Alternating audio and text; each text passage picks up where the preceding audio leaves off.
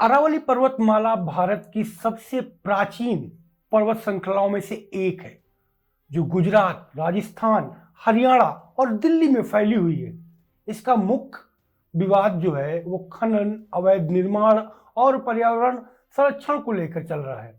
खासकर supreme court के हालिया फैसले के बाद विवाद का कारण सुप्रीम कोर्ट ने 20 नवंबर 2025 को अरावली पहाड़ियों की नई परिभाषा स्वीकार की, जिसमें केवल 100 मीटर या इससे अधिक ऊंची भूमि को पहाड़ी माना गया है।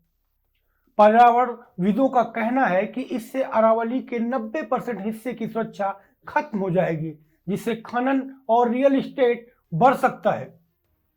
अरावली थार मरुस्थल को रोकने वाली प्राकृतिक दीवार है और सदियों से है। चंबल, साबरमती जैसी नदियों का स्रोत है। 2018 में कोर्ट ने नोट किया कि 31 पहाड़ियां खनन से गायब हो चुकी हैं।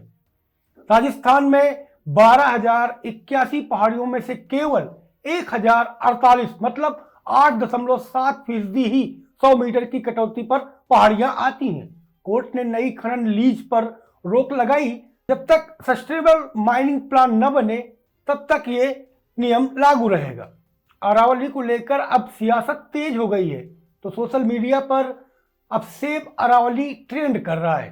अरावली को बचाना कोई विकल्प नहीं, बल्कि ये तो संकल्प होना चाहिए। मत भूलिए कि अरावली बचेगी ही तो ही एनसीआर बचेगा। अरावली को बचाना अपरिहार्य है, क्योंकि ये दिल्ली और एनसीआर के लिए एक प्राकृतिक सुरक्षा कवच है, या कहें कि कुदरती ढाल है। अरावली ही दिल्ली के ओझल हो चुके तारों को फिर से दिखा सकती है, पर्यावरण को बचा सकती है। अरावली पर्वतमाला ही दिल्ली के वायु प्रदूषण को कम करती है और बारिश पानी में अहम भूमिका भी निभाती है। अरावली से ही एनसीआर की जैव विविधता बची हुई है। जो वेटलैंड गायब होते चले जा रहे हैं, उन्हें यही बचा सकती है। गुम हो रहे परिंदों को वापस भी बुला सकती है। अरावली से ही एनसीआर का तापमान कंट्रोल होता है। अरावली से ही एनसीआर का तापमान कंट्रोल के साथ साथ अरावली से एक भावनात्मक लगाव भी है, जो दिल्ली की सांस्कृतिक ऐतिहासिक धरोहर का हिस्सा है। नहीं तो एक एक सांस लेने के लिए भी संघर्ष करना पड़ जाएगा। दिल्लीवासी स्मॉग जैसे जानलेवा हालात से कभी बाहर नहीं आ पाएंगे। आज एनसीआर के बुजुर्ग, बीमार और बच्चों पर प्रदूषण का सबसे खतरनाक असर पड़ता दिख रहा है। यहाँ के विश्व प्रसिद्ध हॉस्पिटल और मेडिकल सर्विस सेक्टर तक बुरी तरीके से प्रभावित है। जो लोग बीमारी ठीक करने दिल्ली आते हैं, वो अब और बीमार होने नहीं आ रहे। यही हाल रहा तो उत्तर भारत के सबसे बड़े बाजार और आर्थिक केंद्र के रूप में भी दिल्ली अपनी अहमियत खो सकती है। विदेशी तो छोड़िए, देश के पर्यटक भी यहाँ नहीं आएंगे। ना ही दिल्ली में कोई बड़ा इवेंट आयोजित होगा, ना ही कोई राजनीतिक, शैक्षिक, अकादमिक, सामाजिक, सांस्कृतिक और साहित्यिक सम्मेलन आयोजित होगा। ना ही ओलंपिक, कॉमनवेल्थ या एशियाड जैसी कोई बड़ी खेल प्रतियोगिता आयोजित होगी। यहाँ का hotel, restaurant, taxi, cab, guide, handicraft, business, हर काम, कारोबार व अन्य सभी आर्थिक सामाजिक गतिविधियां ठप हो जाने के कगार पर पहुंच जाएंगी। जब प्रदूषण की वजह से हवाई जहाज नहीं चलेंगे, ट्रेन घंटों लेट होगी, सड़क परिवहन असुरक्षित हो जाएगा, तो दिल्ली कौन आएगा?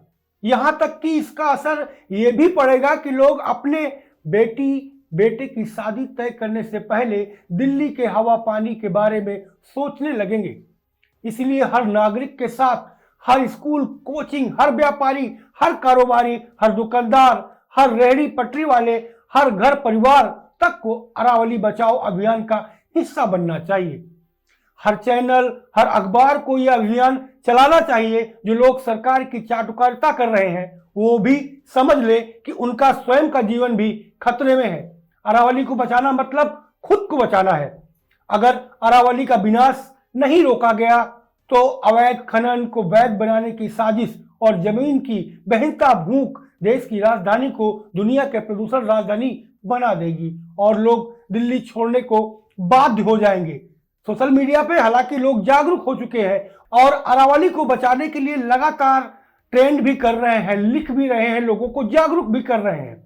वहीं मुख्य विपक्षी दल चाहे कांग्रेस की बात करें, सपा की बात करें, बीएसपी की बात करें या अन्य और देश की तमाम राजनीतिक पार्टियां लगातार इस फैसले के खिलाफ लोगों को जागरूक कर रही हैं, कैंपेनिंग चलाई जा रही है कि जिससे सदियों पुरानी प्राचीन ये जो अरावली प्राकृतिक दीवार है देश की, उस दीवार को बचाया जा सके। इतना ही नहीं, अगर अरावली ध्वस्त हुई तो जिस तरीके से रेगिस्तान बढ़ेगा और जो मौसम, जो ये कहे कि जिस तरीके से बरसात यहाँ पर होती है, जिस तरीके से गर्मी यहाँ पड़ती है, जिस तरीके की ठंडी यहाँ पड़ती है, उसका असर पाकिस्तान जा सकता है और अरावली के अगल बगल राजस्थान थेरू की मात्रा और ज़्यादा बढ़ सकती है।